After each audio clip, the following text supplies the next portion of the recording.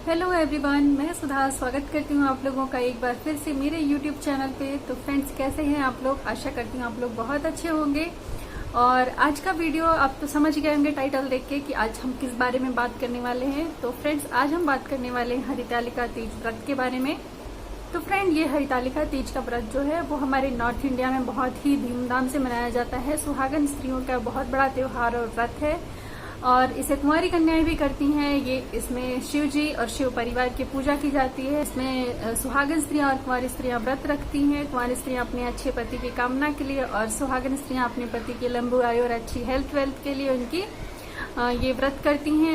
तो फ्रेंड्स, आज की मेरी जो वीडियो है वो है उन लोगों के लिए सबसे ज्यादा उपयोगी है जो नई नई न्यू मैरिड लड़कियां हैं, गर्ल्स हैं। वो अभी अपने घर से, परिवार से, ससुराल से दूर हैं या मायके से दूर हैं, बाहर रहती हैं और उनको पहली बार तीज करना है और उनको नहीं पता है कि तीज कैसे करना है। तो मैं आपको बताऊंगी अच्छे से, एक एक सारी चीजें डिटेल में आपको बताऊंगी आपको क्या क्या करना है, कैसे कैसे करना है। तो इस व्रत के बारे में मैं सब कुछ बताऊंगी आपको। तो वीडियो पे बनी रहिए और वीडियो को पूरा देखिए, तभी आपको समझ में आएगा कि आपको ये व्रत कैसे करना है। और तो चलिए स्टार्ट करते हैं वीडियो को। और इसका नाम हरितालिका क्यों है, तो सबसे पहले आपको वो बता देती हूँ। तो ये जो व्रत है वो माता पार्वती ने शिव जी के लिए पति रूप में उनको पाने के लिए व्रत किया था। और जब वो ये व्रत कर रही थी तो उनकी सखियां उनको हर करके जंगल में ले गई थी, वन में ले गई थी, मतलब एक तरह से किडनैप करके उनके पिता से बचाने के लिए, क्योंकि उनके पिता कहीं उनकी और शादी ना कर दें, विष्णु जी से ना कर दें। तो उनकी सारी सहेलियों ने उनको हरण करके उनको जंगल में ले गई थी, इसलिए वो हरने की वजह से उस व्रत का नाम हरितालिका पड़ा। इस व्रत का नाम हरितालिका पड़ा है। तो ये व्रत भादव मास की तीज को किया जाता है, तृतीया तिथि को, शुक्ल पक्ष की तृतीया तिथि को किया जाता है और सारी सुहागन स्त्रियां करती हैं और बहुत ही अच्छे धूमधाम से ये व्रत मनाया जाता है। ये व्रत बहुत ही कठिन व्रत, सारे व्रतों में बहुत ही कठिन व्रत माना जाता है। करवा चौथ से भी ज्यादा कठिन। करवा चौथ में सुबह आप निर्जला व्रत शुरू करते हैं और शाम को चांद देख के आप पानी पी लेते हैं, खाना खा लेते हैं। बट इस व्रत में 24 घंटे निर्जला व्रत होता है। एक सुबह से आप शुरू करते हैं सुबह 4 बजे से और अगली सुबह 4 बजे ही आप व्रत खोलते हैं। तो 24 घंटे का बिना पानी का व्रत होता है ये, इसलिए बहुत कठिन माना जाता है और बहुत सारे नियम है इस व्रत में जो आगे मैं आपको बताऊंगी। अब इसे करना कैसे है वो आपको बताती हूँ मैं। तो फ्रेंड्स, इसे आप सुहागन स्त्रियां भी कर सकती हैं और कुंवारी लड़कियां भी कर सकती हैं। तो जब आपको व्रत करना है तो आप सुबह उठेंगे, स्नान करेंगे फ्रेश होके और स्वच्छ कपड़े, नए कपड़े पहन के, नए हैं तो नए, नहीं तो स्वच्छ कपड़े पहन करके भगवान के सामने उनकी पूजा करेंगे, शिव परिवार की पूजा करेंगे और हाथ में थोड़ा सा चावल और फूल लेके संकल्प करेंगे, माता रानी और शिव जी से प्रार्थना करेंगे कि आज हम आपका ये व्रत शुरू कर रहे हैं, इनको सफल कीजिए, इनको पूरा करवाइए हमसे और हमारी सारी मनोकामनाएं पूर्ण कर दीजिए। तो ये सारी ऐसी चीजें करके आप उनके सामने संकल्प करिए कि हमने व्रत शुरू कर दिया है और इसको आपको पूरा करवाना है, ये अच्छे से पूरा हो जाए, इसमें कोई विघ्न ना आए। तो ऐसा करके आप पूजा कर लीजिए। सुबह की जैसे आप डेली घर में पूजा करते हैं वैसी पूजा आप कर सकते हैं। उसके बाद अगर आप इसकी कथा भी पढ़ना चाहें, बहुत लोग इसकी कथा 3 टाइम पढ़ते हैं, जैसे एक बार सुबह, फिर एक बार शाम में और फिर अगली सुबह जब व्रत खोलने से पहले। तो आप उस समय इसकी कथा भी पढ़ सकते हैं। और सुबह जब आप जो पूजा करने के लिए नहाते हैं, तो जैसे आप करवा चौथ में सरगी खाते हैं, उसी तरह से इस व्रत में भी कहीं कहीं पे सरगी खाई जाती है। सुबह उठ के सवैयां पी जाती हैं, जो बारीक वाली सेवैयां होती हैं दूध की, वो बना के रखा जाता है रात में और सुबह उसको खा लिया जाता है सरगी, मतलब नहाने से पहले। कई जगह पे नहीं भी होता है, तो हमारे यहाँ तो नहीं होता है, बस कई जगह पर कई जगह पे होता है। तो सरगी भी कर सकते हैं। आपको चाय पानी जो भी कुछ पीना है आप नहाने के पहले ही पी लो। और उसके बाद आप नहाते टाइम एकदम साइलेंट रहोगे, मौन रहोगे, कुछ बोलोगे नहीं। नहाने के बाद ही आप बोलोगे। इसको मौनी स्नान बोलते हैं, यानी कि मौन होकर के, चुपचाप होकर के नहाना। तो ये भी आपको करना होता है, मौनी स्नान करना जरूरी होता है। उसके बाद से आपका व्रत शुरू हो जाता है। फिर पूरे दिन आपको अच्छे से व्रत करना है और बिना पानी के, बिना खाना के और भगवान की भक्ति में और इन सब चीजों में उनकी तैयारी करते हुए, पूजा की तैयारी करते हुए बिता देना है। शाम हो जाएगी, शाम तक आपको पूजा की सारी तैयारी कर लेनी है। तो आपको पूजा की तैयारी के लिए क्या क्या करना है वो आपको बता देती हूँ। तो एक आपको सुहाग की थाल सजानी है माता पार्वती के लिए, जिसमें आप अपनी श्रद्धा भक्ति के अनुसार जो भी आपके पास है उसमें आपके पास एक पीस कपड़ा होना चाहिए। कपड़ा चाहे आप साड़ी दे सकती हैं, अगर आपकी इतनी मतलब हैसियत है, आपकी इच्छा है तो आप साड़ी दे सकती हैं। साड़ी नहीं है तो आप ब्लाउज का पीस भी दे सकती हैं। एक ब्लाउज का पीस रख लें, उसके ऊपर सुहाग का सारा सामान, मतलब सिंदूर, बिंदी, नेल पॉलिश, चूड़ी, मेहंदी, लिपस्टिक, कंगा, शीशा, तेल, साबुन, जितना भी आपकी श्रद्धा हो। जरूरी नहीं है कि आपको सारी ही चीजें रखनी है, जितनी आपकी श्रद्धा हो, जितनी आपकी हैसियत, उस हिसाब से आप रख सकते हो। और सुहाग की एक थाली आपको माता पार्वती के लिए तैयार कर लेनी है। साथ ही साथ आपको एक प्रसाद की थाली तैयार करनी है, जिसके अंदर की आपके पास फूल हो, फल, फूल, मीठा, ये सारी चीजें होनी चाहिए। आप जितने तरह के प्रसाद बना सकते हैं तो बनाइए घर पे, नहीं बना सकते हैं तो बाजार से मिठाई और फल ला के भी उनसे भी पूजा कर सकते हैं। तो एक आपको प्रसाद की थाली तैयार कर लेनी है। साथ ही आपको एक पूजा की थाली रखनी है। पूजा की थाली आपको हर पूजा में जैसे रहती है, दिया, धूप, बत्ती, चंदन, रोली, फूल, अक्षत, हल्दी, चावल, ये सारी चीजें आपको रख के एक पूजा की थाली तैयार कर लेनी है। तो ये 3 थाली आपको तैयार कर लेनी है। शाम को आपको पूजा करनी है। सो फ्रेंड्स, जब आप शाम को पूजा करने जाएंगे तो जो भी सुहागन स्त्रियां हैं वो शाम को खूब अच्छे से तैयार होंगी, अपनी सुहाग की सारी चीजें पहनेंगी। जैसे आप लाल रंग की साड़ी और या फिर लाल शुभ रंग जो होते हैं, काला सफेद नहीं, लाल रंग की साड़ी पहन सकते हैं या पिंक कलर की, जो भी कलर की साड़ी आप पहन सकते हैं। ज्यादातर कोशिश करें कि आप नई ले लें तो अच्छी है, क्योंकि कोरी साड़ी पहन के पूजा की जाती है। अगर आप नहीं ले पा रहे हैं तो कोई बात नहीं, नई कोई भी साड़ी हो उसको पहले से धुल के रखें, साफ करके रखें उसको, तो आप उसे पहन सकते हैं। शाम को अच्छी साड़ी पहने, तैयार हो जाएं, अपनी सारी ज्वेलरीज पहन सकती हैं जो भी आपको वेडिंग में मिली हुई है, सारी ज्वेलरीज आप पहने, क्योंकि ये त्योहार ही श्रृंगार का है और शिव जी को खुश करने का त्योहार है। तो आप अच्छे से त्योहार मना रहे हैं तो आप अच्छे से तैयार हो जाएं, सारी ज्वेलरीज पहन लें, सिंदूर, बिंदी, लिपस्टिक, सारी चीजें लगा के अच्छे से सुहागन की तरह एकदम अच्छे से तैयार हो जाएं। और उसके बाद आपको पूजा में बैठना है तो आप महावर, अलता, मेहंदी, सारी चीजें लगा सकते हैं। त्योहार में खूब तैयार हो सकते हैं। त्योहार एक तरह से जैसे करवा चौथ एकदम तैयार होने का त्योहार है, इसी तरह ये भी एक तरह से सुहागनों का एकदम तैयार होने का त्योहार है। तो फ्रेंड्स, माता पार्वती ने जब शिव जी को पाने के लिए व्रत किया था तो उन्होंने नदी के किनारे व्रत किया था। और नदी के किनारे उन्होंने एक मिट्टी से ही, जो नदी की मिट्टी रहती है किनारे की, वो मिट्टी को ही इकट्ठा करके उसका शिवलिंग बनाया था और उसी शिवलिंग की उन्होंने पूजा की थी।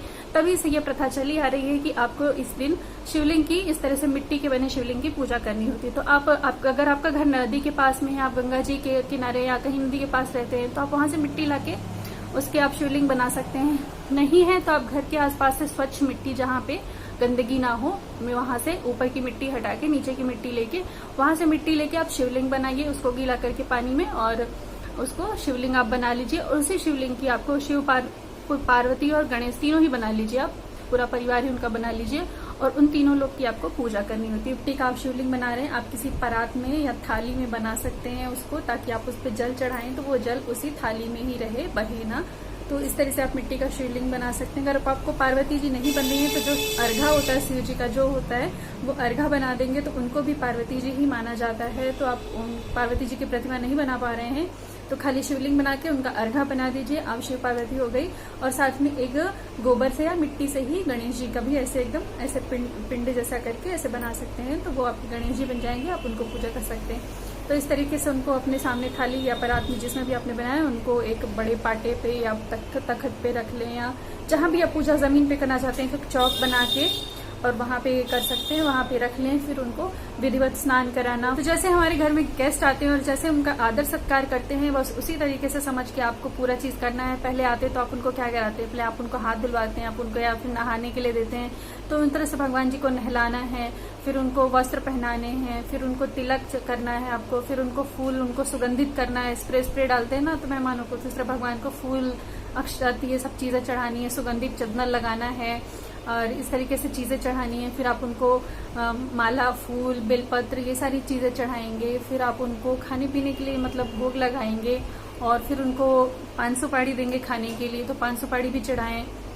फिर आप उनकी धूप बत्ती, दिया बत्ती करेंगे, आरती करेंगे। तो इस तरीके से जैसे पूजा होती है पूरी पूजा कर लेंगे। उसके बाद माता पार्वती की पूजा करेंगे। उनको सारी चीजें, जो भी एक सुहागन को जिस तरीके से तैयार किया जाता है, तो उनको आप सुहाग की सारी चीजें चढ़ाएंगे, उनको देंगे। फिर गणेश जी की भी इसी तरह से आपको पूजा करनी है। तो सबके शिव परिवार की अच्छे से पूजा कर लेनी है। पूजा करने के बाद अपनी भूल चूक के लिए क्षमा मांग लें कि जो भी आपसे त्रुटि रह गई है पूजा में, जो भी कमी रह गई है, आप नहीं कर पाए हैं, उसके लिए क्षमा मांग लें। और उसके बाद में फिर भगवान से आरती पूजा करने के बाद आप वहाँ पे बैठें, थोड़ी देर भजन वजन गाएं और भगवान को प्रसन्न करें। तो इस तरीके से ये पूजा शाम की जाती है। उसके बाद में जो भी पूजा की सामग्री आपने चढ़ाई उसको वहीं रहने दें, उसको आपको भी उतारना नहीं है, उसको सुबह उतारना है। फिर आप रात में अपना जाएं। और रात में अगर आप ज्यादातर जागरण करके बिता सकते हैं तो बिताएं, नहीं तो आप सोना चाहते हैं तो सो भी लें, 1-2 घंटे ही तो सोना होता है। उसके बाद सुबह आपको 3 बजे 4 साढ़े 3 बजे उठना होता है। तो आप उठ के फिर एक बार जाएं, फ्रेश होएं, नहाएं। उसके बाद फिर एक स्वच्छ साड़ी, नहीं स्वच्छ ही साड़ी रहेगी तो भी स्वच्छ साड़ी पहने, तैयार हो जाएं और उसके बाद जाके फिर भगवान से सुबह वाली पूजा करें। चीज और मैं बताना भूल गई, तो आपको यहाँ पे क्या करना होता है, खीरा खाना होता है। जैसे आपने रात का डिनर किया है व्रत शुरू करने से पहले, जैसे आप 8 तारीख का रात का डिनर करेंगे और 9 को व्रत ही है, तो आप रात को डिनर के बाद एक खीरा खा लेंगे। तो खीरा खाने से क्या होता है कि आपको जो भी आपकी बप आएगी, यानी कि जो भी आपकी डकार आएगी, तो वो खीरे की आएगी, अनाज की नहीं आएगी। कहते हैं कि इस व्रत इतना कठिन होता है, इसमें इतने नियम होते हैं, तो आपको खाने का अन्न का डकार नहीं आना चाहिए, इसलिए आपको खीरा खाना चाहिए। तो खीरा जरूर खाना चाहिए। हमारी साइड में ये रिवाज है, बाकी जगह पे है कि नहीं पता नहीं। यहाँ अगर आप इस साइड इलाहाबाद साइड से हैं तो यहाँ पे ये चीज होती है, तो आप खीरा खा सकते हैं और ताकि आपको अन्न का डकार ना आए और आपको खीरे का ही डकार आए, ताकि आपका व्रत खंडित ना हो। तो ये सारी चीजें, ये बहुत सारी रिचुअल्स होती हैं। आपको इसमें सोना नहीं होता है, पानी नहीं पीना है, आपको मतलब बहुत जब आप कथा पढ़ेंगी इसकी ना, हरितालिका तीज व्रत की पुस्तक आप ले सकते हैं, उसकी कथा पढ़ सकते हैं। तो कथा में आपको सारी चीजें मिलेंगी, क्या क्या नियम है। तो एक पुस्तक आप जरूर ले लें, तो उससे अच्छा रहेगा। कथा पढ़ने में भी आपको पूजा हमेशा की तरह आप हरितालिका तीज की पुस्तक आती है, मार्केट मिल जाती है, उसमें पूजा विधि भी और कथा भी लिखी होती है। तो आप पूजा उस हिसाब से आप करके, जैसे आप नॉर्मली हर चीज की पूजा करते हैं, त्योहारों की पूजा करते हैं, पूजा करने के बाद आपको सारा श्रृंगार का, सुहाग का सामान माता पार्वती को चढ़ाना होता है, पहनाना होता है। उसके बाद में आपको वो चीजें रात भर उनको पहने ही रहने देना है, छोड़ देना है वहीं पे उनको जहां आपने पूजा की है, ताकि रात भर वहीं रहे।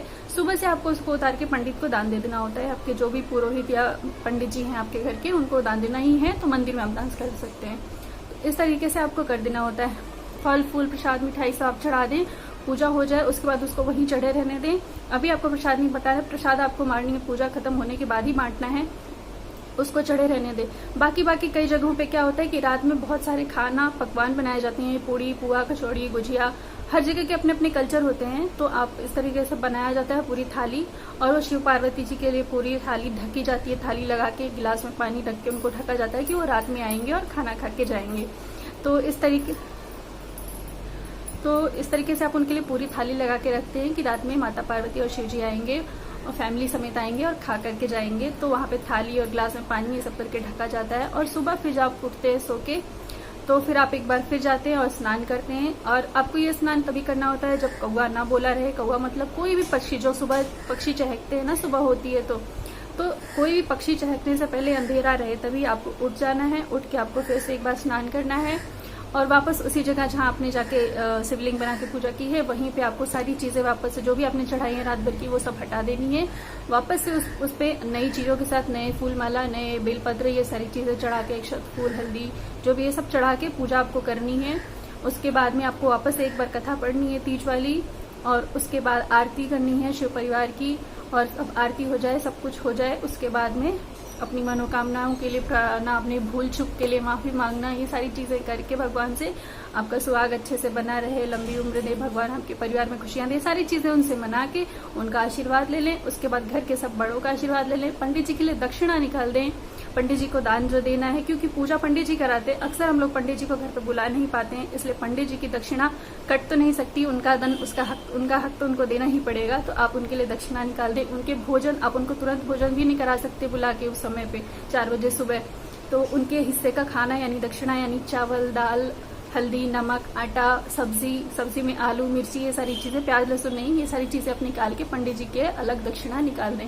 उसके ऊपर उनके ऊपर आपकी श्रद्धा के अनुसार 101, 51, आप जो भी है उससे ज्यादा भी रखना चाहते हैं, उससे ज्यादा वैसे दक्षिणा उनकी निकाल दें। घर में सब बड़ों का आशीर्वाद ले लें। उसके बाद जो आपने प्रसाद ढका हुआ है शिव पार्वती जी के लिए रात में, उसी प्रसाद से अपना व्रत खोलेंगे। तो इस तरीके से पूरी होती है हरितालिका तीज व्रत की पूरी नियम विधि है। तो इस बार जो हरितालिका तीज है वो पड़ने वाली है आपकी 9 सितंबर को रात 2:30 बजे से आपका तीज तृतीया तिथि शुरू हो जाएगी। गुरुवार की, जैसे बुधवार है रात हुई, और रात के बाद जब गुरुवार लग जाएगा 2:30 बजे से आपका व्रत शुरू हो जाएगा। सुबह आपको उठना है और वापस वही मौनी स्नान करना है, वो सब करना है। पूरे दिन व्रत रहना है। शाम की पूजा का टाइम, सुबह आप जो पूजा करेंगे वो 6 बजे से लेके 8 बजे तक का टाइम है, 8:30 बजे तक का टाइम है आपको पूजा करने का शुभ मुहूर्त है। और शाम वाली पूजा के लिए 6:30 बजे से लेके 8:51 यानी 9 बजे तक ही मान लीजिए, 9 बजे तक का पूजा का टाइम है। तो अब उस टाइम पे शाम वाली पूजा कर सकते हैं। इस तरीके से आपको पूजा करनी है। शुभ मुहूर्त यही है आपका पूजा का। और तिथि मैंने बता ही दी है, गुरुवार को पड़ रहा है, 9 सितंबर को पड़ रहा है।